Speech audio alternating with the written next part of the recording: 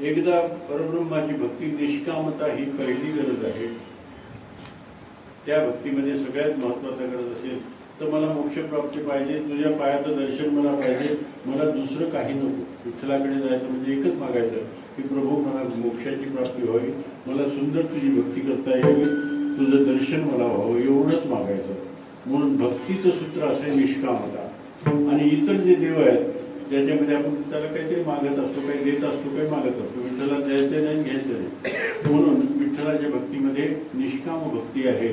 आणि इतर जे देव आहेत तिथे कामना आहे, त्याला काही द्यायचं, त्याच्याकडून काहीतरी घ्यायचं. त्याला उपासना म्हणतात. त्याला भक्तीमध्ये ते येत नाही, ते उपासनेमध्ये. देवाला काही मागितलं की ती उपासना सुरू होते. आणि देवाला फक्त तूच मला पाहिजे, तुझं प्रेम मला पाहिजे, तुझं दर्शन मला पाहिजे, मोक्ष मला पाहिजे, तुझ्या जवळ घे असं म्हणणं याला भक्ती म्हणतात. त्याच्यासाठी अनन्य झालं पाहिजे विठ्ठलाला. आणि सर्वात श्रेष्ठ आणि सुंदर भक्ती वारकरी संप्रदायाने उभी केलेली आहे. म्हणून आमचा आग्रह असेल की हाच एक मार्ग आहे, मोक्षदायी मार्ग आहे, सोपा मार्ग आहे. देवाचं काही मागणं नाही तुमच्याकडून, देवानेच तुम्हाला खूप दिलेलं आहे. विठ्ठलाच्या भक्तीच्या संदर्भात बोललेले भावे तुळशीजळ पाणी जोडा हात, पतीत पाहिजे द्यायचं नाही, काही घ्यायचं नाही, अशी ही भक्ती आहे. आणि ही भक्ती करायची असेल तर मात्र एक नक्की लक्षात ठेवायचं की अगोदर वारकरी संप्रदाय स्वीकारला पाहिजे, अनुग्रह घेतला पाहिजे, गळ्यामध्ये माळ धारण केली पाहिजे आणि विठ्ठलाचं भक्त म्हणून पंढरीला गेलं पाहिजे. मोकळं जाता कामा नये, फिरायला गेल्यासारखं जाऊ नका. आणि जोपर्यंत तुम्ही संप्रदाय स्वीकारत नाही तोपर्यंत देव तुम्हाला काही देत नाही. हे सांगून माऊलींनी ज्ञानेश्वरीमध्ये सांगतात तुम्हाला संप्रदाय स्वीकारावा लागेल, संप्रदायाप्रमाणेच भक्ती करावी लागेल.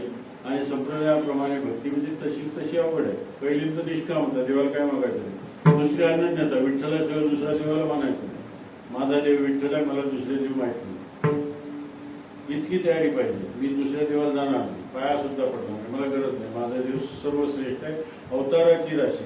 राम जरी असेल तर तो त्या विठ्ठलाचा अवतार आहे. राम स्वतंत्र आहे आणि विठ्ठल स्वतंत्र आहे. द्वारे श्री हरी पाहिला डोळे कधी पाहता पाहणे जुनी सर्वज्ञ ज्ञानदेव म्हणे ज्योतीची ज्योतीची मूर्ती होती. अशा आपण विठ्ठल भक्त आहोत. विठ्ठल भक्त व्हा. विठ्ठल भक्त होताना 4 गोष्टी लक्षात ठेवा. एक तर निष्काम भक्ती करा, अनन्य भक्ती करा, दंभ करू नका. दंभ फार वाढले, दार्शनिकता वाढलेली. बाहेरून तर भक्ती दाखवायची आणि खऱ्या अर्थानं अंतःकरणामध्ये जेव्हा प्रेम नाही, अशातला दांभिकता असता कामा नये. आणि त्याच्यानंतर पाप वासना गेल्या पाहिजे, आपल्या पाप वासना गेली पाहिजे. या सगळ्या गोष्टी जर झाल्या तर खऱ्या अर्थाने भक्ती होते. आणि म्हणून विठ्ठल भक्तीचे आपण पायिक आहोत असं वाटलं पाहिजे. आणि विठ्ठल भक्तीचा प्रचार तसाही सुंदर झाला पाहिजे. आज गोंधळ सुरू आहे, कोणी उठते पंढरी गेले तर मला वाटते त्या तिकट फुकट झाल्यामुळे तो हेच गोंधळ सुरू झाला. खायला तिथं मोकळे आणि गाडीला तिकीट नाही आणि तिथं ते काय त्यांना काय मिळत नाही, गॅरंटी सांगतो. कारण देवाचं निश्चित आहे, देवाचं निश्चित आहे. भक्तासाठी तो उभा आहे, वाट पाय उभा. दुसरी आवड नाही त्याला, उगाच आला आणि पाया पडायला त्याला त्रास होतो उगाच. म्हणून 3 वर्ष कोंडूनच घेतो होता. करोना त्यानंच उभा केलं का आपण केलं का करोना म्हणून. ते म्हणलं नकोच, ते गद्दाय नको, काय तुम्हाला जरा शांतताच घेऊ द्या. आणि खूप शांतता घेतली. आमच्यासारखे 10-5 जायचे चोरून लपून तिथं, आणि ते देवाजवळ जाता येत नव्हतं. दुरून आपलं चक्कर मारून यायचं. अशा पद्धतीने विठ्ठल भक्ती अत्यंत महत्वाची आहे. परंतु संप्रदाय स्वीकारला पाहिजे.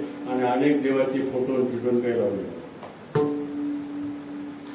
एकच विठ्ठलाचा फोटो, ज्ञानेश्वर तुकारामाचा फोटो, ज्ञानेश्वरी, तुकोबा तोवऱ्याचा गाथा, एकनाथी भागवत, नामदेवराचा गाथा असेल तरी चालेल.